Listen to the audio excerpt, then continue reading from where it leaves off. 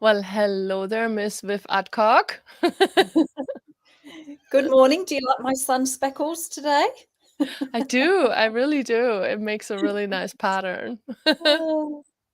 Hello, everybody out there in Talk to the Animals world. How is your world today? And what are you asking for? Are you asking for anything? And I think what I would love to talk about today is what do animals show us about asking? And for me, they are a permanent question. Animals are the question. They're the walking, talking question. If any of you have got dogs and they look at you with those eyes, those puppy dog eyes. So, how many of you actually function from speaking with your animals and communicating with them and asking questions? Are you engaging with them, or is it just, are you functioning from a place of conclusion and answer, or even not? I want to say not including them in regards to, I'm not talking about feeding them or walking them or grooming them or that type of thing, but actually asking them a question, at letting and receiving their questions that they're asking of you. Because there's a lot of communication that goes on with animals that we often don't even hear, we're not aware of, we're not present with. And I'm just going to give one example that kind of brings a bit of charge up for me, because I live in Australia and it gets really bloody hot here. And pavements, sidewalks get really bloody hot. And they're black. They're not white, they're black tar. So you see people walking their dogs at, stupid o'clock, whatever time it is, when the pavement, the sidewalks are really, really hot. And then they stop and stand and talk to people. And the dogs are pulling on their leads and they're trying to get away. And I'm like, what is wrong with these people? Do they not understand that that's probably really hot for their dog, or they're uncomfortable and they're in full sun? So this is something that really presses my buttons, in case you haven't realized that. But it's just, there's some really obvious ways that animals communicate, and they are asking us to be aware. They're asking us to expand our communion with them and our engagement with them in a way that is different, beyond the place where there isn't that connection. So that was kind of a bit of a jumbled way to start the conversation, but that's what came out. Take it away, Susie.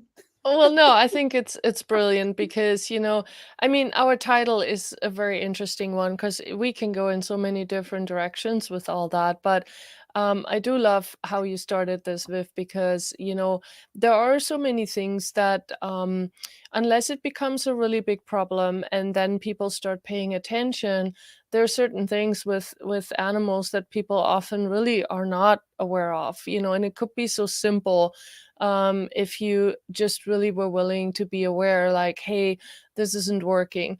The thing, for example, a different example. So, for example, you're sitting there with, working on your computer or whatever, and your dog comes by and nudges you, like, hey, I want to go out for a walk. And you're looking at them and going, oh, give me 5 more minutes.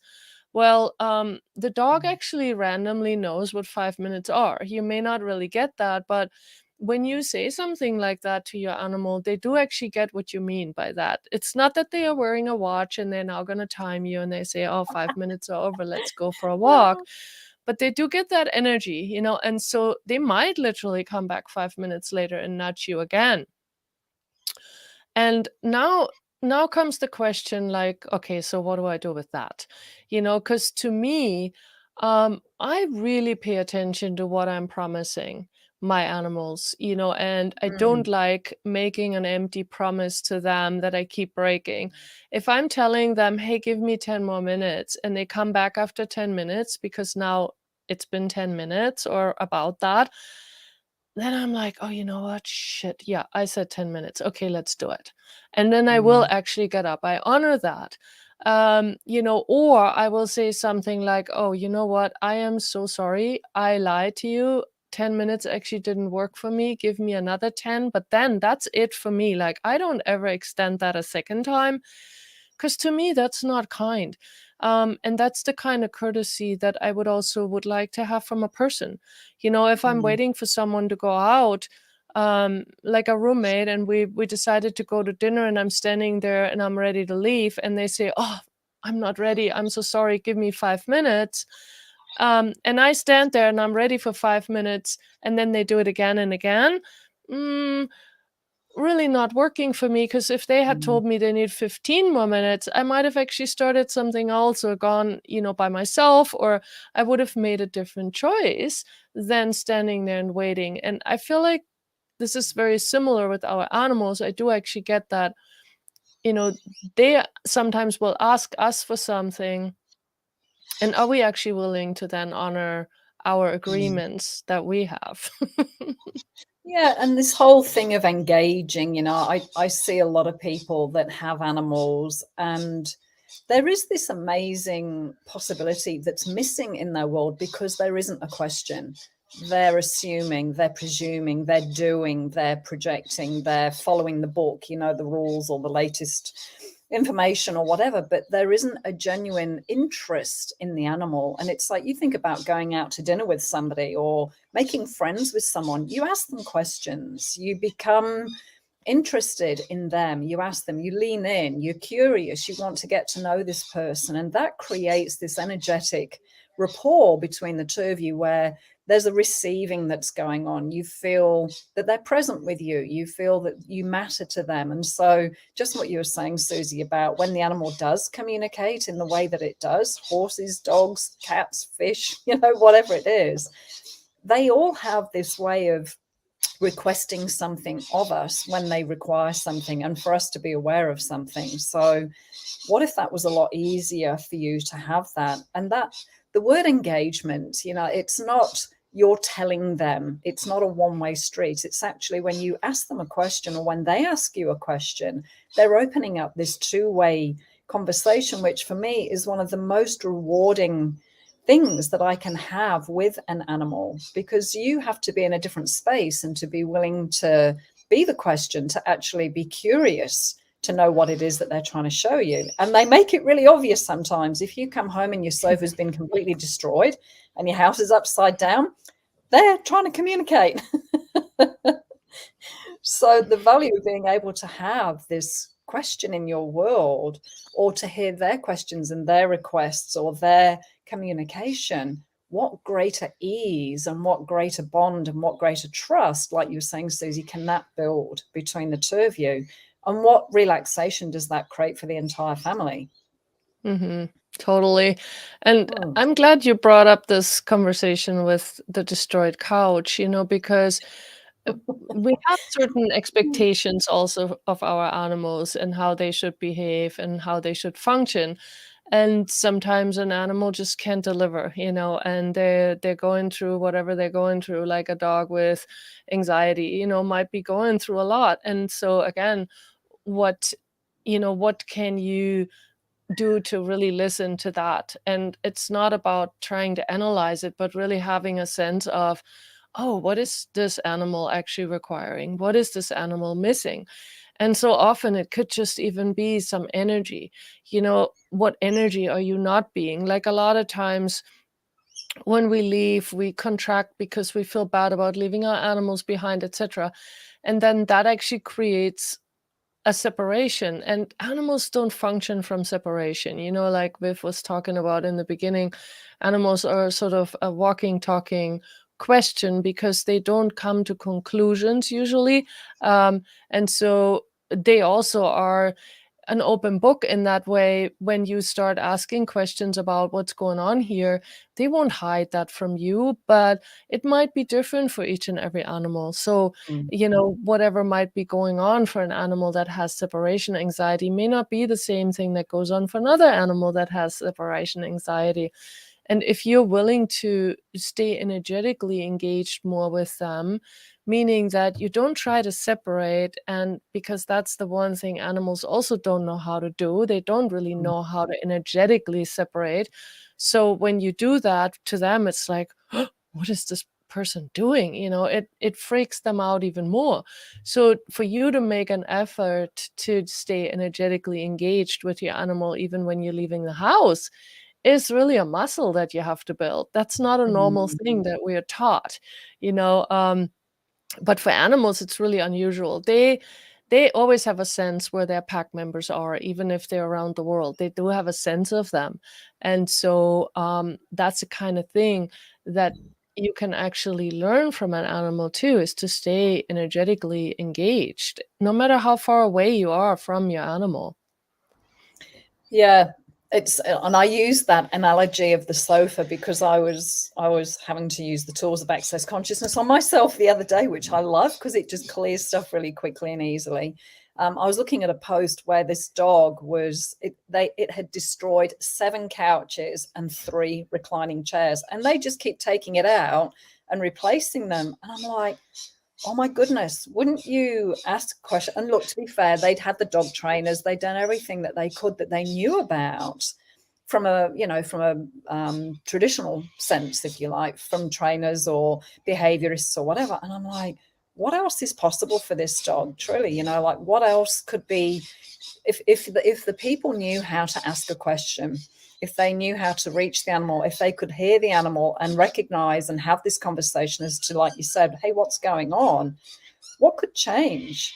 Because watching that, I mean, 7 couches for a start, that's a lot of money. That's a lot of tidying up and disposing of. But Yeah. I go to the distress of the animal. It's like, it doesn't have to be this way, and you don't have to give your life up and sit with your dog for 24/7 to make sure it doesn't destroy the couch. So that's an extreme situation, I know, but that really prompted this. When you hear people's stories and horror stories as to what they're trying to deal with and how they're trying to genuinely help their animals, the tools of Talk to the Animals come in a very, very different door.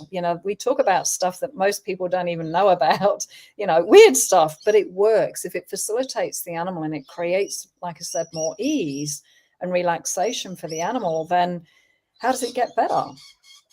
Totally. Can you imagine And the mess of a couch walking oh into my the house? goodness, I know. But the funny thing is, and this is sometimes also an interesting energy that comes up, especially with animals that do stuff that can also be seen as like a little mischievous or something like that. Sometimes people get like a pride in the behavior. Mm, And with this in particular, as you were just talking about that, Viv, that's the energy that came up for yep, me. There's the pride of, oh, my dog destroyed 7 couches and 3 reclining chairs, and and we're still going. And um, which then also creates a strange energy again for the animal, because now this whole thing of destroying the couch has now become an activity rather than something that needs to actually be looked at. yeah, And so it might have been created by anxiety or any of these things, but now it's become a game. And so then that makes it interesting. Well, not interesting, but it adds sort of another component to it. mm, And sometimes people don't really get that when it shifts also into that strange energy, it's also not a contribution to that stopping, but it's egging it on even more, yeah, but now from a totally different energy, so I'm like, oh boy, yeah. well, And that's, obviously, yeah. keep buying couches. I mean, obviously it's working for you, but for And, all of you and that wish to stop, maybe maybe start asking some different questions here. Yeah, and that's exactly the energy of the post, Susie. So you're spot on with that. It was exactly this kind of, oh, look at my naughty kid. There was this kind of, and so even that is a request. That's a question in the animal's world, because if they function from energy and they're destroying the couch and then the owner comes home and they have that energy, that's also a conversation. That's an energetic conversation and yeah, that's going on between the owner and the dog. And so that creates more, okay, well, I can keep doing this. It doesn't correct the behavior. It doesn't facilitate the animal out of whatever situation it's in. It just thinks that, okay, chewing the couch is one way for me to ease my anxiety. So, I mean, like I say, it is a bit of an extreme example, but that's kind of what prompted this conversation today. I'm like, wow, people live with animals in this situation, and just think that it's normal or Mm. think that it's funny. So if that works for you, that's fine. But if it doesn't, there is a way around it. There are other possibilities. So for any of you that are watching that do have animals with, you know, difficult health issues or behavioral problems or whatever, look at the tools of Talk to the Animals, you know, find out more about it. Ask us, reach out to us, reach out to other facilitators around the world, because things can be changed quite easily in a really, you know, not demeaning or not undermining what's going on for the animal or the severity of the situation, but there are always other possibilities. And not saying that Talk to the Animals is the answer, but it could be another doorway that could create some change for you and your animals. So yeah. Yeah. And the weird thing is, you know, whatever your idea is, what it means to talk to animals, please just actually take a breath and sort of let go of all that, because it's so different for each and every one of us. And it's not about getting it right, and it's not about trying really hard, but mostly actually you are the expert about your animal. If you're really brutally honest with yourself, you do know your animals really well. You do live with them.